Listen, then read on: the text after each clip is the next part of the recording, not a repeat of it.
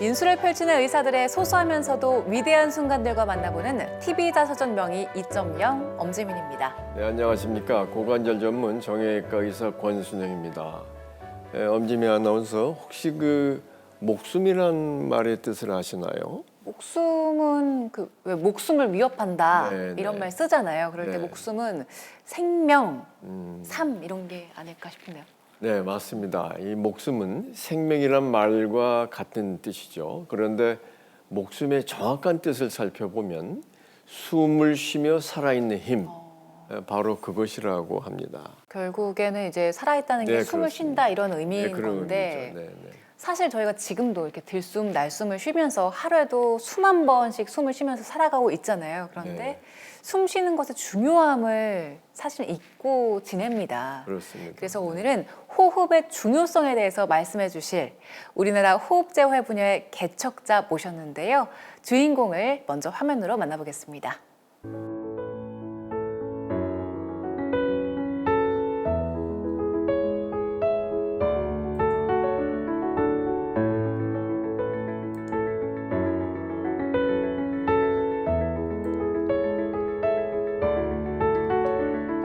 예, 집에서 말씀드리겠습니다. 오늘 공사님도 다시 치면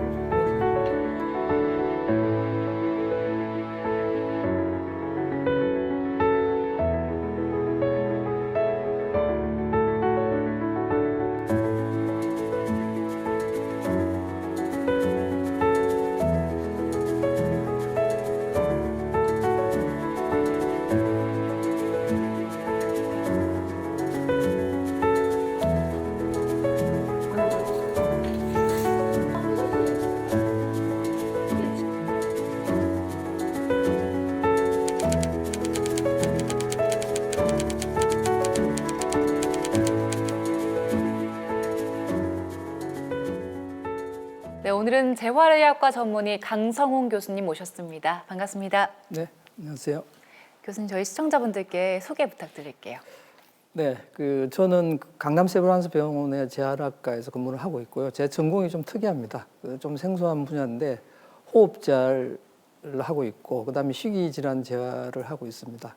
아무래도 이제 대상 환자가 적다 보니까 많은 분들이 좀 생소한 분야라고 생각을 하실 겁니다. 재활의학과 모든 이제 시청자분들이 다 알고 계시는 그런 분야고, 그런데 지금 말씀하신 호흡 재활은 참 저 같은 의사한테도 상당히 이 생소한 분야인데요. 한번 좀 알기 쉽게 좀 설명 좀 해주시죠.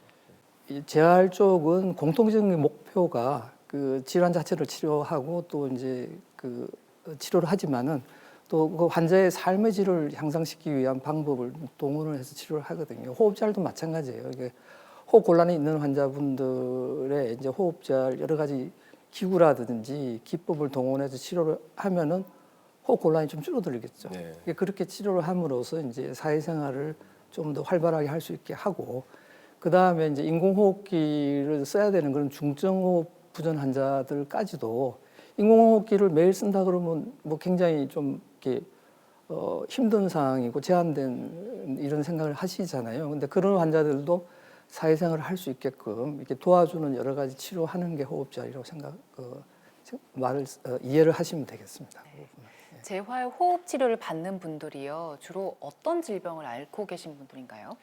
호흡잘 대상이 되는 환자는 크게 두 가지로 나눌 수가 있어요. 한 가지는 폐 자체에 문제가 있는 분들. 이렇게 폐 자체에 문제가 대표적인 게 이제 만성 폐쇄성 폐질환이에요. 이게 COPD라 그러는데 폐 자체에 문제가 있는 그런 환자분들이 대상이 되고, 그 분야는 주로 이제 호흡기 내과 교수님들이 주 치료자가 되고 호흡자는 뒤에서 이제 보조해주는 역할을 합니다. 또 나머지 한 그룹은 제한성 폐질환이라고 그러는데 그거는 근육병이나 루게릭병 같이 희귀 질환이 있는 환자들은 호흡 근육이 약해지거든요. 그런 환자들, 그리고 이제 척추 기형이 심하거나 아니면 흉곽 기형 때문에 호흡량이 이렇게 줄어드는 환자들, 그런 환자들을 치료는 호흡 재활이 주가 돼요. 그래서 이 두 가지 큰 환자군이 저희 호흡 재활 치료 대상이 되는 겁니다.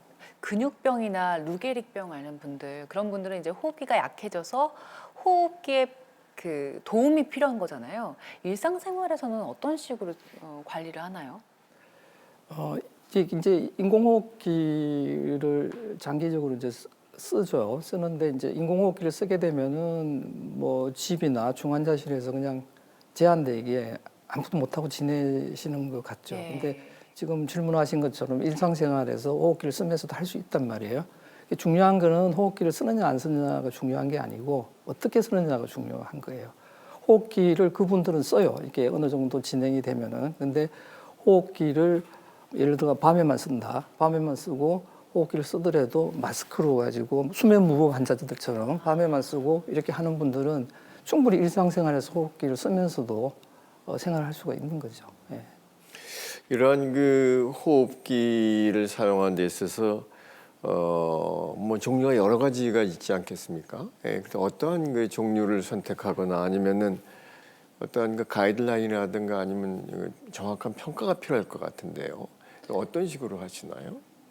호흡기 종류가 이렇게 다른 건 아니에요. 네. 호흡기를 어떻게 쓰느냐 뭐 이런 부분을 우리가 정리를 환자분들한테 해드려야 되는데 지금 말씀하신 것처럼 평가가 중요해요. 평가가 이 환자를 어떻게 어떤 방법으로 하루에 몇 시간씩 쓰게 해주느냐 이런 게 중요하거든요. 그래서 그 평가를 어떻게 하느냐가 중요한데 그 부분이 사실은 이제 일반적인 환자들을 평가할 때가 조금 틀립니다. 그 뭐 대표적인 예가 폐활량 측정하는 건데 폐활량은 보통 이제 병원에 가면은 그냥 이런 그 통 있는 그런 폐활량 검사실에 들어가서 앉아서 검사하고 끝내요. 예. 그러면 환자분은 이제 폐활량이 얼마다 이렇게 딱 데이터가 나오거든요. 근데 그렇게 하면은 희귀질환 환자들은 치료 시기를 놓치게 됩니다. 왜냐하면은 자세에 따라서 폐활량이 차이가 많이 나거든요. 어떤 분이 앉아 있을 때 폐활량이 뭐 한 60, 70%다. 뭐 그 정도면 그냥 일상생활 할 만해요. 근데 그분이 누웠을 때 폐활량이 20, 30%밖에 안 된다 그러면은 누운 상태에서 치료를 해야 되거든요. 그러니까 그런 걸 다 감안해서 이분은 누웠을 때만 문제가 있다 그러면 누웠을 때, 주무실 때만 이제 호흡기를 쓰게 하면 되는 거죠. 그래서 호흡기 쓰는 시간이 그래서 계산돼서 나오는 겁니다. 그런 평가를 통해서 이제 환자한테 처방을 하면 되는 거죠. 예.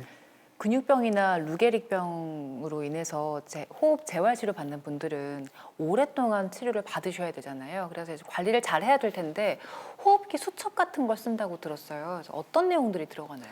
호흡기 수첩에는 이제 그 기계 상태, 기계가 어떻게 세팅되어 있는지 하고 그 다음에 환자의 이제 호흡기 이제 이게 호흡이 원활하게 되는지를 보는 그 산소 포화도하고 이산화탄소 수치를 기록하게 돼 있어요. 그거를 이제 저희가 꼭 체크를 하는 이유가 뭐 예를 들어 당뇨병 환자들이 환자가 집에서 내가 당 수치를 몇 번 체크했는데 이렇더라 그러면 의사가 그 약 처방하기 편하잖아요. 고혈압 환자도 마찬가지고. 그리고 저희 환자들은 특히나 그 사지마비 상태인 경우가 많기 때문에 병원에 오시질 못하는 경우가 많아요. 그럼 제가 환자 평가를 어떻게 하겠습니까? 그 수첩을 보고 문제가 있으면은 입원을 좀 하셔야 되겠습니다. 아니면 괜찮으니까 그냥 지내십시오 이렇게 하기 때문에 굉장히 중요한 자료가 되는 겁니다. 예, 특히 이제 이 기관절개를 하고 호흡기를 쓴 경우가 많지 않습니까? 예, 그런데 참 그 경우에 참 저도 이 중환자실에서 뵙게 되면은 말씀도 못하고 참 그 고통이 이루 말할 수 없는데 어떤 그 이러한 중증인 상황에서도 호흡자를 통해서 이러한 그 호흡기를 뗄 수가 있다고요? 어떤 병을 급성으로 병이 악화돼서 이제 그 문제가 됐던 분들은 회복이 되면서 이제 호흡기를 뗄 수가 있죠. 근데 희귀 질환 환자들, 진행성인 특히 이제 희귀 그 신경 근육 질환 환자들은 일단 호흡기를 쓰는 시점이 되면은 거기서부터 계속 써야 됩니다. 뗄 수가 있는 건 아니에요. 근데 그 반복해서 말씀드리지만 기관절개를 안 해도 되거든요. 예. 상당히 많은 환자가 필요가 없어요. 그리고 기관절개를 하면 제일 큰 문제가 되는 게 말씀 못한 지금 말씀하신 말을 못하거든요. 네네. 그러면 그 뭐 보호자들하고 간병인하고 소통이 안 되잖아요. 그러면 간병인도 힘들고 환자도 힘들고 그래요. 근데 그거는 호흡 재활을 통해서 충분히 정리를 해줄 수가 있는 거예요. 기관절개를 안 하게도 할 수 있고 이미 했더라도 우리가 이제 몇 가지 그 테스트를 통해서 이거 좀 필요 없는 기관절개다 그러면은 훈련을 통해서 이게 다시 막을 수가 있어요. 호흡기는 못 대더라도 환자가 이걸 막고 소통하게 해줄 수가 있고 그렇게 함으로써 또 외출도 사회생활도 할 수 있게 해주는 부분이 있기 때문에 일정 부분 떼지는 못하더라도 많은 도움을 줄 수가 있습니다. 예. 희귀 질환을 알아서 호흡 제어를 하는 분들 말고요. 일시적으로 사고 때문에 호흡기를 하는 분들도 계시잖아요. 그런 분들도 이제 장기적으로 호흡 제어를 해야 되나요? 그건 이제 그 대표적인 예가 그 척추 손상이거든요. 이게 떨어져서 이제 척추를 다친다든지 아니면 다이빙 하다가 다치고 요즘은 또 자전거나 사고도 꽤 있어요. 이렇게 다치면은 어떤 부위에 다치느냐, 마비가 어느 정도가 되느냐에 따라서 이제 호흡제할 치료가 필요하고 안 필요하고 정해져요. 심한 경우는 사지를 전혀 못 쓰는 환자 같은 경우는 뭐 근육병이나 희귀 질환처럼 호흡기를 계속 써야 되는 경우가 생기고 그렇지 않더라도 일부 근육이 마비가 되면은 호흡기를 안 쓰는 정도라도 이제 예를 들어 가지고 호흡이 약하면 기침도 약하거든요. 그럼 가래를 못 뱉어서 계속 이렇게 폐렴이 생겨요. 그런 경우는 또 호흡제할 중에서 일부를 적용을 해서 폐렴이 안 생기게끔 해주면 돼요. 그러니까 이렇게 다양하게 적용을 할 수가 있고 그거는 환자분의 마비 상태에 따라서 우리가 어떤 치료를 해야 되는지 정하게 되는 거예요. 예. 이 호흡이 어려운 분들 같은 경우에 이제 또 동반되는 것이 그 음식물을 삼키는 그 연화 그 작용이 있어서 어떤 그 장애가 많이 동반된다 그러던데 이게 만약에 이게 좀 호흡기 내로 들어가게 되면은 저희가 참 제 기본적인 실력입니다만 뭐 흡인성 폐렴이니 그런 경우가 생기지 않습니까? 네네. 이걸 호흡제활로서 좀 그 극복할 수 있는 방법이 있나요? 그래서 호흡 재활 중에서 이게 이 기도 분비물 우리 그냥 가래라 그러죠. 가래를 어떻게 잘 관리하느냐도 굉장히 중요하고 그걸 치료하는 방법은 굉장히 많습니다. 그리고 이제 특히 지금 말씀하신 그 흡인성 폐렴, 희귀 질환 환자들은 연하 삼킴 장애가 있어요. 삼킴 장애가 있기 때문에 식사를 잘 못하기도 하지만 더 심해지면은 사례가 걸려가지고 폐렴이 생기거든요. 이제 그런 분들은 우리가 그래서 주기적으로 삼킴 검사를 해야 돼요. 삼킴 검사를 해서 문제가 어느 정도냐에 따라 가지고 그것도 이제 그 연화제할이라는 재활 치료가 있습니다. 이제 그 치료를 해줘서 이제 환자분이 삼키는 기능이 좀 좋게 해주는 거죠. 근데 이제 특히 대표적인 케이스가 루게릭 환자인데 그분들은 진행이 되면은 굉장히 심해요. 이게 살에 걸리는 게. 그런 분들은 재활 치료만 가지고는 해결이 안 됩니다. 그런데 폐렴은 제일 큰 문제거든요. 이게 호흡 부전이 있는 환자들은 폐렴 때문에 다 큰 문제가 생겨요. 그래서 폐렴을 예방하는 게 더 중요한 부분이기 때문에 그런 환자분들은 오히려 기관절개 해요, 저희들이. 기관절개를 해서 이 관이 들어가니까 기관절개 관이 살에 들리는 걸 중간에서 차단해 주거든요. 그래서 그런 분들은 오히려 기관절개를 권유를 하죠. 근데 그거는 굉장히 소수입니다, 극소수. 대부분 아까 처음부터 말씀드리지만은 기관절개 안 하는 최대한 안 하는 쪽으로 너무 이렇게 많이 필요 없는 게 지금 시행이 되고 있다 이런 걸 저는 강조를 하고 싶기 때문에 그런 경우는 굉장히 아주 드문 경우, 그러니까 소수에 속한다고 보시면 돼요.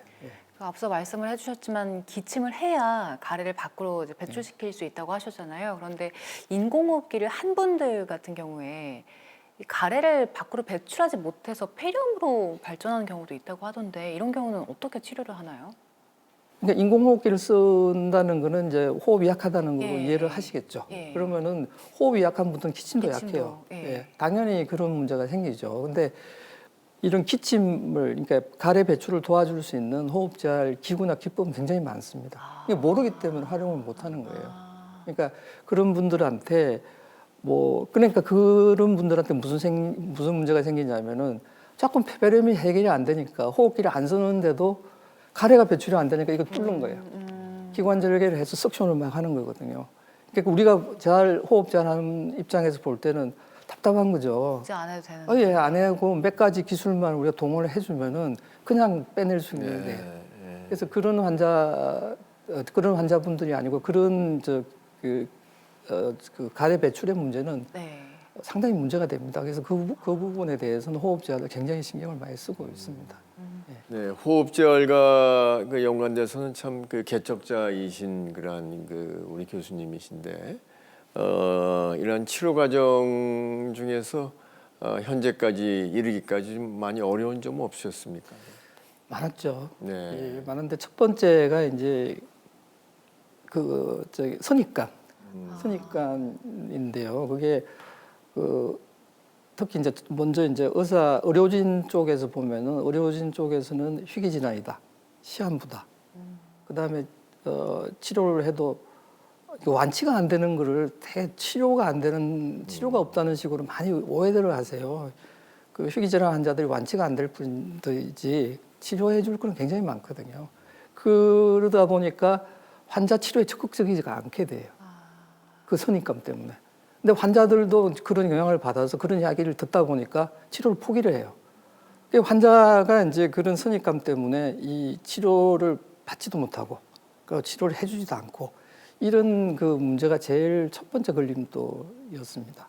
그 다음에 이제 두 번째 같은 경우는 이제 이 분야에 대해서 이제 이게 잘 모르다 보니까 그게 제일 중요한 게 뭐겠습니까? 잘 모르니까 홍보를 해야죠. 홍보를 해가지고 많이 알려줘야지 사람들이 보고 저런 치료도 있네 이러면서 병원에 온단 말이에요. 근데 그게 안 되더라고요. 왜냐하면은 제가 방송도 뭐 많이 이게 나가려고 노력도 하고 찍기도 많이 했는데 찍은 것 중에서 안 나간 게 많아요. 왜냐하면은 이게 대중성이 없잖아요. 그래서 이게 올라가는 과정에서 중간에 대중성이 없으니까 좀 뒤로 밀리면서 이제 방송이 안 되는 경우도 많고 또 취재 자체도 적어요. 적으니까. 그렇죠. 그러니까 이게 뭐 다 아시지 않습니까? 대중성이 없으니까 자꾸 그런 문제가 생기는데 그렇게 제가 알릴 수 있는 기회가 너무 적다는 부분이 또 걸림돌이었죠. 이게 시간이 그래서 호흡제를 알리고 그나마 이 정도까지 오는데 사실은 시간이 생각보다 많이 걸리게 된 겁니다. 교수님을 찾아서 간 환자분들은 그러면 정말 운 좋게 이 치료 방법이 있다는 걸 알고 찾아간 분들일 것 같아요. 그동안 많은 환자분들 만나셨는데 특별히 기억에 남는 분 있으세요? 뭐 다 기억에 남긴 하죠. 근데 뭐 대표적인 케이스가 연세대 호킹이라고 알려진 친구가 있어요. 그 친구는 그러니까 미국에서 이제 호흡마비가 뭐 요즘 같으면은 아마 치료 처음부터 그런 문제가 안 생겼을 거예요. 치료를 미리 시작했을 테니까. 그래서 한국에 돌아와서 이제 뭐 병원에서 기관절개하고 호흡기 끼고 이렇게 있었는데 그때만 해도 진짜 호흡제알이 잘 거의 알려져 있지 않고 요즘처럼 SNS나 이런 것도 활성화되지 않았지 않습니까? 그러니까 제가 이제 이런 거를 확산시키기 위해서 이제 의료진 교육을 시킵니다. 워크숍 1년에 한 번, 심포지엄 한 번 이렇게 하는데 그 교육을 받고 간 간호사가 그 병원에다가 이런 치료가 있는데 한번 가보시라 그런 거예요. 그래서 저한테 와서 이제 그때 연세대 학생이었거든요. 와서 2년 동안 그렇게 있다가 저희 병원에 입원해서 치료받고 기관절개 봉합하고 밤에만 호흡기 쓰고 학업을 다 마무리를 한 거예요. 박사과정까지. 그렇게 해서 지금은 후배들하고 이제 또 이제 IT 기업을 창업을 해가지고 뭐 상당한 연봉도 받고 잘 지내고 있습니다. 예, 기억에 남죠. 예.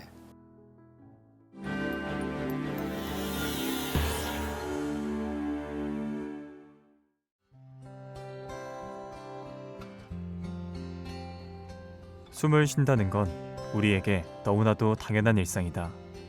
하지만 그것은 살아있다는 증거다. 그래서 호흡 기능에 문제가 생기면 우리의 목숨까지 위협한다. 재활의학과 전문의 강성훈 교수는 우리나라 호흡 재활 분야의 개척자다. 호흡 근육이 약해진 환자들을 호흡 재활로 치료하면서 환자들의 삶은 180도 바뀌었다. 강성훈 교수가 낯선 호흡 재활 분야를 시작하게 된 이유는 오로지 환자를 살려야겠다는 마음에서였다. 사실 뭐 제가 처음 호흡제를 시작을 할 때는 뭐 호흡제라는 이런 개념 자체가 없었기 때문에 호흡제를 뭐 호흡잘 자체를 선택해서 한 것보다는 이렇게 희귀 질환 환자들이 궁극적으로는 호흡 부전에 와서 사망을 하는데 그 중증 상태에서 그런 상황이 벌어지거든요. 그때 환자들한테 해줄 수 있는 재활 치료가 별로 없이 속절없이 환자들이 호흡 마비가 와서 이제 쓰러지는 걸 보고 뭔가 좀 해야 되겠다. 그렇게 해서 찾다 보니까 이제 호흡자를 하게 된 거죠. 잘 지냈어? 어? 아니 근데 그때 한 10년 전에 목도 뚫었었잖아요. 네. 목도 뚫고 이것도 맞고 그래서 우리가 하는 관리하는 게 얼마나 중요한지 아시잖아요. 근데 왜 이렇게 안 와요? 그래서 일단은 지금 희귀 난치성 근육병으로 4살 때부터 호흡에 문제가 있었던 환자. 중환자실에서 인공호흡기까지 착용하다 강성훈 교수를 소개받아 치료를 받게 됐다.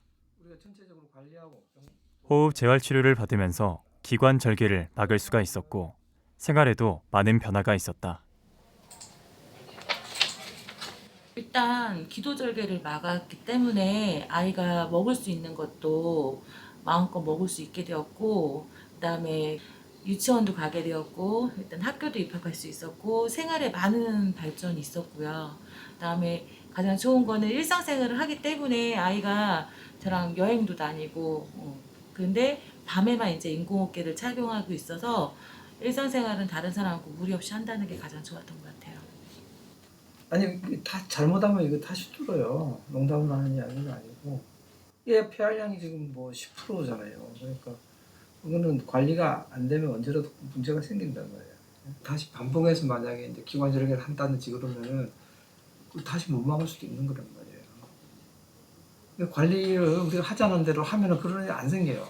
근데 이건 뭐 괜찮겠지 뭐 이러다가 뭐 그냥 뭐 1년, 2년, 3년 이렇게 가다 보면은 응급실로 와요. 정말로. 제대로 호흡하지 못하면 목숨을 잃게 된다. 그렇기 때문에 호흡 관리가 제대로 안 되는 환자들을 만나면 강성훈 교수는 크게 혼을 내기도 한다. 호흡이 가장 중요한 건강관리이기 때문에 보호자인 저희가 꼼꼼히 관리를 안 했을 경우에 선생님처럼 때로는 아빠처럼 혼내시기도 하시고, 잘하면 칭찬도 많이 해주시고, 입원을 하면서 아이들한테 세세하게 관리를 하세요. 그래서 작은 거 하나라도 보시기 위해서 일상생활 관찰 같은 것도 많이 하시는 부분이 가장 믿음이 가요.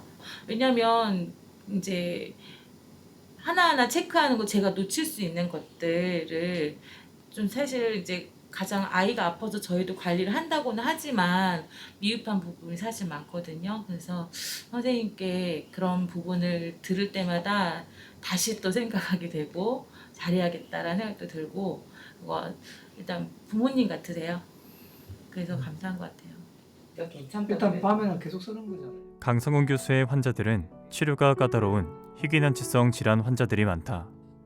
그래서 강 교수는 환자와 보호자에게 자주 하는 말이 있다.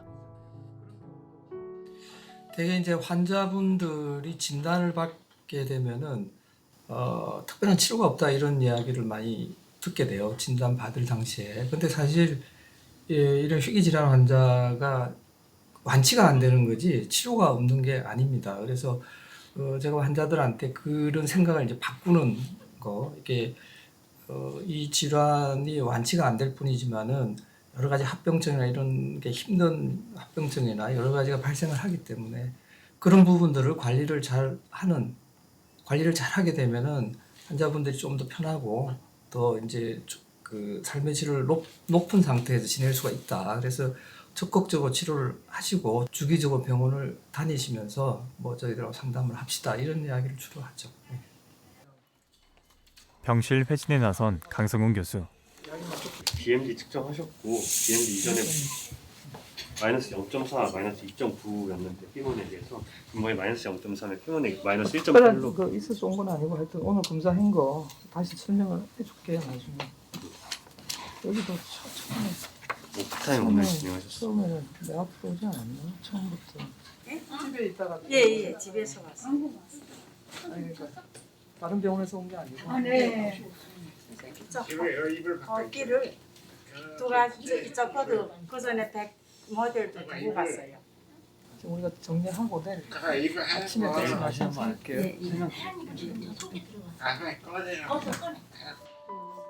척박한 환경 속에서도 호흡 재활 치료에 씨앗을 뿌린 강성훈 교수. 그는 앞으로 한 가지 바람이 있다. 국내 이게 희귀 질환 환자 치료라든지 호흡잘 이 분야는 그 의사들도 국내에서도 아직까지 의사들도 잘 모르는 그런 분야예요. 그래서 이 분야가 굉장히 협소한 분야이긴 하지만은 필요한 환자들한테는 굉장히 절박한 치료를 해줄 수 있는 그런 분야거든요. 근데 워낙 그런데 이제 그 사각지대에 있는 그런 분야이기 때문에 사실 자생적으로 이렇게 발달하기가 굉장히 어려운 분야예요. 그래서 국내는 뭐 그렇지만은 그래도 그동안 많이 치료 시스템이 구축이 됐는데 그 해외에는 아직까지 이제 이런 치료를 할 수 있는 시스템이 없는 나라가 대부분이에요. 그래서 저는 앞으로 이제 그 해외 환자들을 위한 그런 교육이라든지 해외 의료진 교육이라든지 해외 환자 치료라든지 이런 부분들을 좀 하고 싶어요. 그래서 이 분야가 좀 그 빨리 좀 확산이 돼서 이렇게 많은 나라에 있는 희귀질환 환자들한테 도움이 됐으면 하는 생각이고 또 그게 앞으로의 바람입니다. 재활의학과 안에서도 그 중에서도 호흡 재활을 이제 선택하신 거잖아요. 이건 혹시 특별한 계기가 있었던 건가요? 그거는 예, 계기가 있었습니다. 이게 제가 그 의과대학을 졸업하고 전문의 과정이 끝나면 강사라는 게 교수하고 전공의 중간 과정이 강사인데 그때 강사를 할 때 제가 모시던 그 교수님이 이제 얼마 전에 돌아가서 고 문재호 교수님이신데 그분이 그 우리나라에 처음으로 희귀질환 클리닉을 개설을 하셨어요. 그러니까 그 교수님을 제가 보조를 하다 보니까 환자를 보게 되지 않습니까? 근데 이제 평상시에 뭐 환자 보는 건 문제가 없는데 이제 좀 이렇게 진행이 되거나 이렇게 그 많이 진행이 돼서 호흡마비까지 오는 이런 환자들이 오면은 그때만 해도 치료를 우리가 할 수 있는 시스템이 안 갖춰져 있었거든요. 근데 이제 희귀질환 환자가 제일 문제가 되는 부분이 뭐냐면은 그 장애 정도는 굉장히 심한데 인지 기능은 정상이거든요. 그래서 그 환자나 보호자분들이 그것 때문에 더 힘들어하세요. 그렇죠. 네. 그래서 자기가 호흡이 곤란이 오고 이런 걸 본인이 느끼잖아요. 근데 해줄 게 없어요. 그래서 그때 조금 뭐라 그래야 되나 이게 막 안타까움이 많이 드는 거예요. 이거는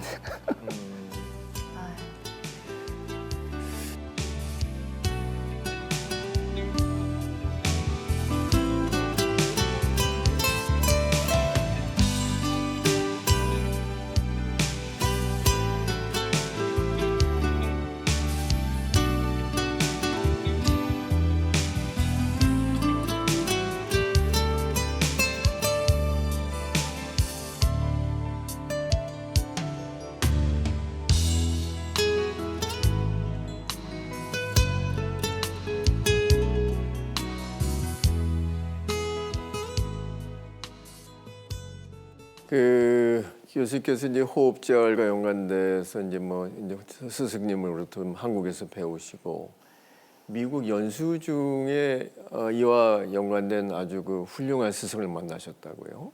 우리 선생님을 보조하다가 보니까 이제 그 뭔가 해야 되겠다 싶어서 찾다 보니까 그게 호흡재활이었어요. 네. 그래서 이거를 공부를 좀 해야 되겠다 이렇게 생각을 하고 제가 이제 이렇게 뭐 그때는 사실은 그 인터넷이나 이런 것들도 아주 그때 인터넷의 인자는 참을 인자였어요. 한번 띄우면은 한참 걸리거든. 요 그러니까 뭐 자료도 사실 이렇게 쉽게 찾을 수는 없었는데 어떤 논문을 찾다 보니까 이제 아니 우리나라에서 20세면 사망하는 근육병이 거기는 40대 50까지 막 살더라고요. 생존하고 있어요. 그래서 그분한테 이제 이메일로 보내서 연락을 해서 뭐 이런 치료가 있다. 그래서 제가 미국을 가게 된 거죠. 그래서 그분은 사실 뭐 호흡잘의 그 창시자고 또 이 호흡 희귀질환 환자들을 뭐 가족같이 생각하시기 때문에 제가 많은 걸 배웠습니다. 예. 지금 그 외국에서는 이 호흡자활 분야와 연관돼서 뭐 학문적인 깊이라든가 아니면은 그런 그 저변은 어떻습니까? 호흡자리 뭐 우리나라에서도 아직 그렇게 많이 보편화되어 있지 않은 네. 건 맞거든요. 그 외국 같은 경우도 심지어 미국 같은 경우도 몇 개 주 말고는 이 호흡자리 활성화된 데가 없어요. 그리고 일본 몇몇 유럽 국가 말고는 거의 전무합니다. 네. 실제로. 그래서 이 호흡자를 대상이 되는 환자들이 거의 치료를 못 받고 있는 상황이죠. 예. 그렇게 이제 호흡 재활 치료가 이루어지지 않는 나라들이 많다 보니까 외국에서 우리나라에 와서 치료를 받는 경우도 있다면서요? 그러니까 외국에서 이제 환자들이 와서 치료를 교수님께서 직접 치료를 해주신 경우들. 치료를 알아서 오는 건 아니고요. 그런 경우는 제가 이제 호흡자를 이제 활성화시키기 위해 국제적으로 활성화시키기 위해서 뭐 여러 군데 강의도 다니고 학회도 가지 않습니까? 그러면 그때 보면은 그럴 때 가서 우연찮게 환자를 만나게 되는 경우가 있어요. 이렇게 그 병원에 가서 이제 우리가 교육을 시키고 있는데 환자 한번 봐달라. 뭐 그런 상황에서 환자를 보게 되면은 그 환자를 치료가 연결이 돼요. 왜냐하면 제가 귀국을 하고 나서도 뭐 그 환자가 어떻게 될지 뻔히 알잖아요. 그 치료가 안 되니까. 그래서 그런 경우에 이제 종종 몇몇 환자를 치료를 한 적은 있는데 저는 이제 그 환자 자체를 치료하는 거는 목표를 안 삼아요. 왜냐하면 한계가 있지 않습니까? 이게. 그렇죠. 그래서 그 환자를 치료할 수 있는 그 의학자들을 교육시키는 게 제 목적인 거죠. 예. 다음 주에도 그 벵글라데시를 출국하시는 걸로 알고 있는데 아마 그 이 호흡자활과 연관된 무슨 초청 강연 뭐 그런 심포지움 있으신가요? 네, 뭐 초청 강의도 있고 네. 또 제가 이제 이번에 벵글라데시를 가는 목적은 두 가지예요. 제가 이제 이 여러 나라에서 외국 의사들을 교육을 시키다 보니까 지금 이제 굉장히 한 40명 가까이 한 16개국 정도가 돼요. 그러면은 교육이 이제 한 번으로 끝날 게 아니기 때문에 그 연수생이 가고 나면은 제가 이제 1년에 몇 개국은 또 가서 교육을 시켜주거든요. 그래서 요번에는 어떤 조그마한 학회에 이제 초청 강의도 있고 또 벵글라데시에 또 연수생이 있어요. 그 연수생 병원에 가서 제가 좀 이제 강의도 하고 환자들도 좀 봐주고 뭐 그런 목적으로 출국을 할 겁니다. 예.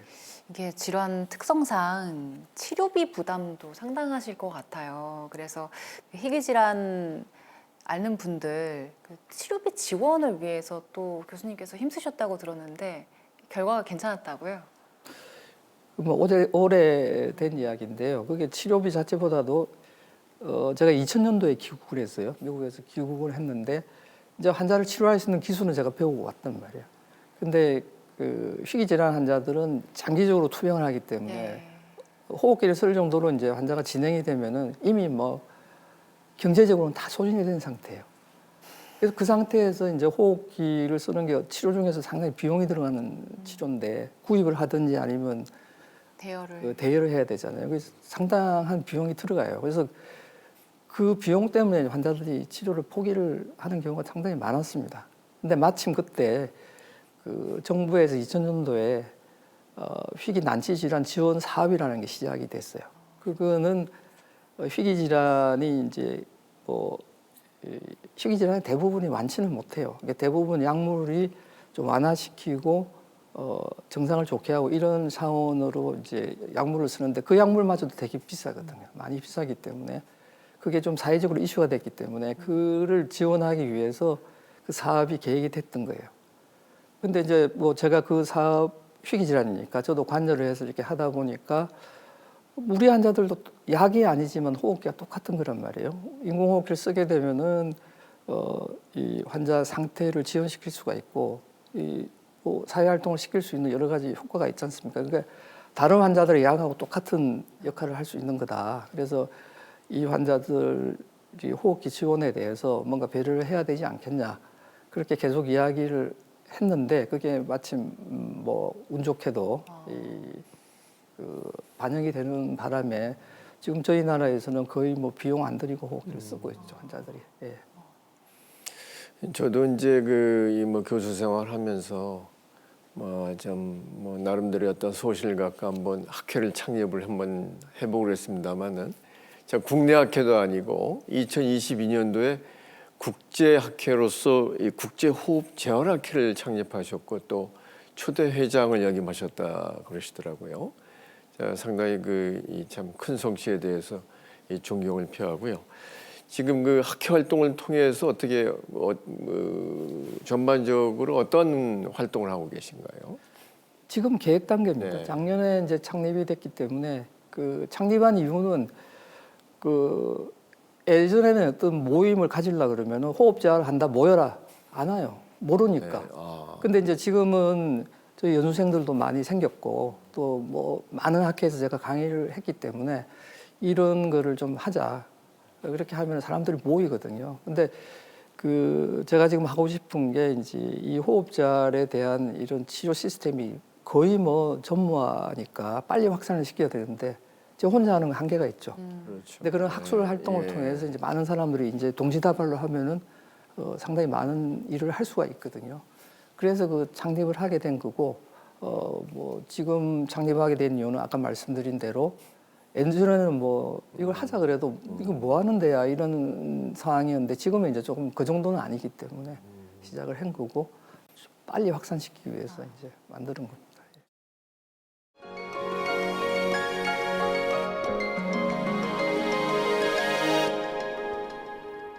네, 이제 명의의 명강연 함께 들어볼 텐데요. 오늘 들어볼 강연의 주제는 호흡 재활의 이해입니다. 교수님 강연 부탁드립니다. 네, 그 호흡잘이 좀 생소한 분야다 보니까 그 오늘 제가 쭉 이야기한 내용을 한 번 더 강조하는 차원에서 조금 요약을 했습니다. 네.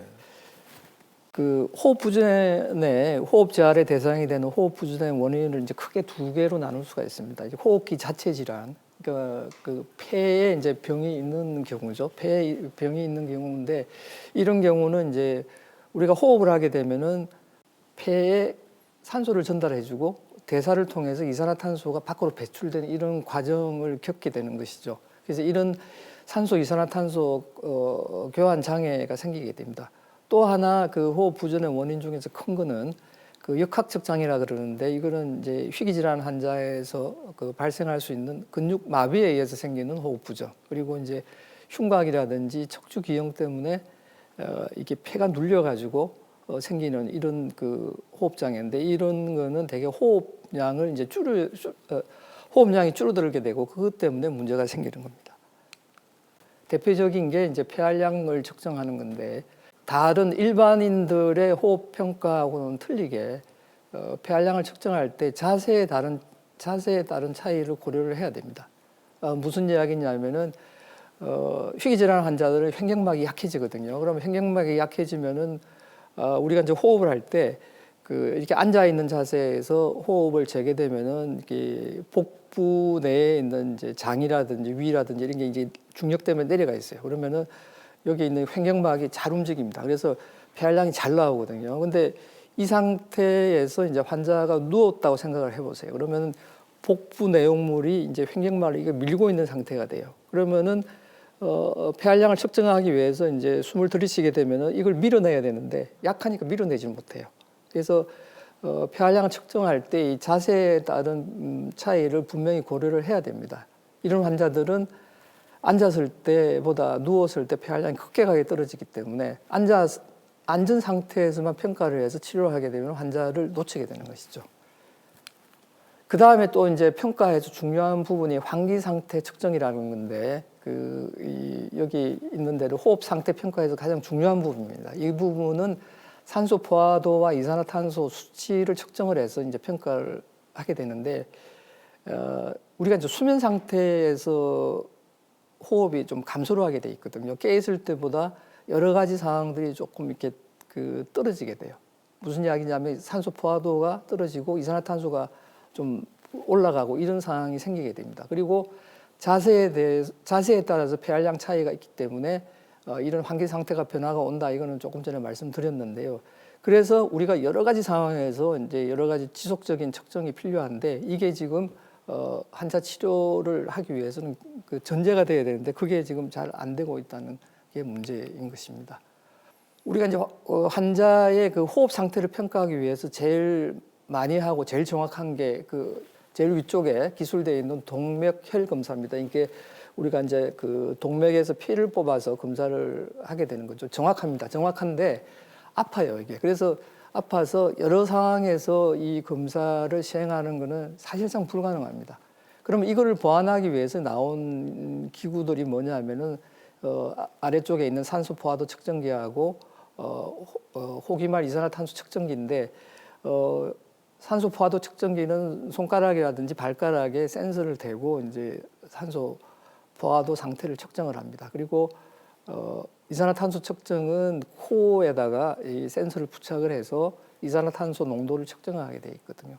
이거는 이제 편하게 환자들이 할 수가 있는데 문제점은 뭐냐면 정확도가 떨어진다는 것입니다. 그래서 이거를 보완을 하기 위해서 우리가 많이 활용하는 게 그 디지털 모니터 시스템인데요. 이걸 혈중가스 경피 측정기라고 이야기를 합니다. 이거를 검사하는 것은 간단해요. 깃볼에다가 센서를 대고 그냥 두면 돼요. 그리고 이 자료는 피 검사하고 거의 비슷한 수치가 되기 때문에 정확도도 높습니다. 그리고 이제 환자들이 희귀질환 환자들이 호흡 근육이 약하기 때문에 그 동영상에서 보시다시피 이렇게 풍선을 갖다가 작게 불면은 이렇게 그 풍선을 이렇게 작게 불면 픽 하고 말아요. 근데 풍선을 갖다 빵빵하게 불면은 세게 나가거든요. 이게 풍선이. 그 마찬가지로 폐에도 그런 원리가 적용이 되는데 희귀질환 환자들은 호흡 근육이 약하기 때문에 공기를 많이 이렇게 숨을 쉬지를 못해요. 그러니까 풍선을 작게 부는 거하고 똑같은 상황이 되는 겁니다. 그래서 이런 그 공기 주머니를 통해서 공기를 추가로 환자가 들이쉬고 추가로 이렇게 넣어주고 난 다음에 이렇게 배를 밀어주는 이런 두 단계에 거친 호흡 보조를 해야지 이런 희귀질환 환자에서는 그렇게 해야지 가래가 이제 배출이 되는 것이죠. 그래서 이런 부분들을 유의해서 이제 환자 치료를 해야 되는 것입니다. 이 슬라이드에서 제가 강조하고 싶은 거는 그 기관절개가 굉장히 많이 남용이 된다는 거죠. 우리가 기관절개를 꼭 하지 않고도 이제 환자의 이제 여러 가지 호흡 상황을 관리를 할 수가 있습니다. 여기 보시는 대로 급성기에는 그 삽관이라는 걸 해서 환자의 그 급한 상황을 모면을 하게 돼 있습니다. 이게 이제 어느 정도 안정이 되고 나면은 삽관을 제거를 하고 몇 번 시도를 해보는데 그게 안 되면 결국 기관절개를 해서 이제 우리가 환자를 관리를 하게 되는데 이렇게 하지 않고도 이제 호흡잘 기법을 잘 활용을 하게 되면은 저 위에 보는 그림처럼 마스크를 뭐 예를 들어 잘 때만 쓴다든지 필요할 때만 쓰는 이런 방법을 가지고도 충분히 호흡 부전을 예방을 할 수가 있는 것이죠. 그리고 이제 저희가 진료를 보면서 제일 환자들이 안타까워하는 게 기관절개를 하고 있으면은 일단 말씀을 못 하기 때문에 상당히 이제 의사소통도 안 되고 그 다음에 이제 기도 분비물이 굉장히 자극이 되기 때문에 굉장히 많이 나오게 됩니다. 그래서 이걸 갖다가 어떻든 없애고 싶어 하세요. 근데 호흡 재활을 하는 입장에서 보면은 이 기관절개가 쓸데없이 돼 있는 기관절개가 상당히 많습니다. 그래서 우리가 몇 가지 평가를 통해서 환자가 이게 그 기관절개를 없애도 된다고 이렇게 판단이 되면은 이런 훈련 과정을 거칩니다. 기관절개를 일단 둔 상태에서 코로 이제 호흡을 대신할 수 있게끔 이런 훈련을 시키고 난 다음에 그 다음에 그 기관절개 관을 제거를 하고 이때 사용되는 관은 좀 특수한 관이죠. 여기 보시는 화살표로 보시는 바와 같이 구멍이 좀 뚫려 있어요. 그래서 마스크로 호흡을 하더라도 공기가 폐로 들어갈 수 있게끔 해놓은 그 기관절개 관입니다. 그걸 통해서 훈련을 시키고 난 다음에 환자가 이제 마스크로 호흡을 잘 활용을 한다 이렇게 판단이 되면은 기관절개 관을 빼고 그림에서 보시다시피 마스크로 전환시키는 이런 치료를 하면 되겠죠. 환자들 입장에서는 기관절개관을 하고 있으면은 말도 못하고 여러 가지 불편한 점이 많고 또 이제 감염도 많이 생겨요. 그래서 그런 부분들을 우리가 예방할 수 있기 때문에 이런 기관절개를 없애는 이런 치료가 궁극적으로는 많은 환자들에게 도움을 줄 수가 있을 것입니다. 예. 생소했던 호흡 재활에 대해서 어느 정도 정리가 싹 된 것 같습니다. 교수님 강연 고맙습니다. 네.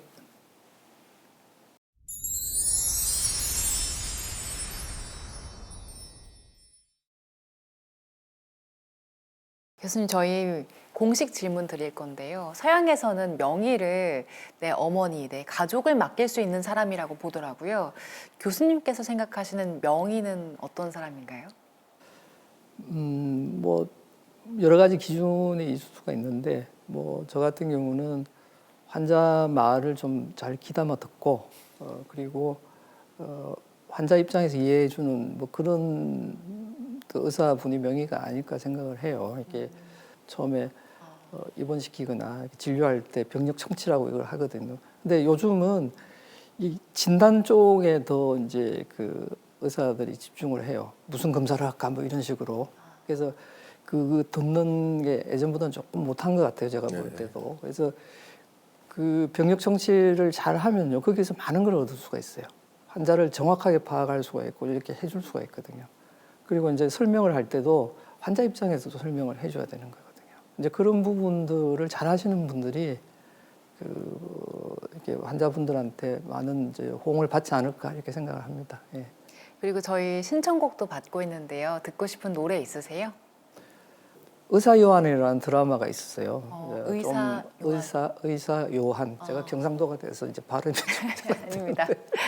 의사 요한이라는 그 의학 드라마가 있었습니다. 그 드라마에 그 나오는 주인공이 이 무감각 이런 병을 앓고 있는 환자예요. 통증을 못 느끼는 거죠. 통증을 못 느끼는 의사인데 통증과 의사예요. 그런 특이한 그 설정으로 이제 진행이 된 그런 드라마였는데 그때 이제 그 드라마를 보면서 이제 들었던 그 음악이 굉장히 기억에 남아서 제가 핸드폰에도 그걸 갖다 또 해놓고 있어요. 그래서 웨이백이라는 노래가 제가 듣고 싶은 노래입니다. 네. 그 드라마도 궁금하네요.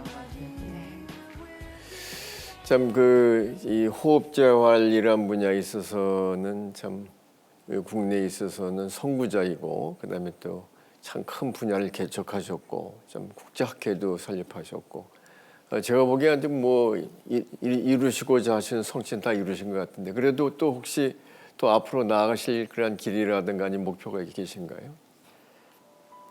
제가 이제 국제학회를 창설을 했고 또 이 분야가 자생적으로는 발생을 안 해요.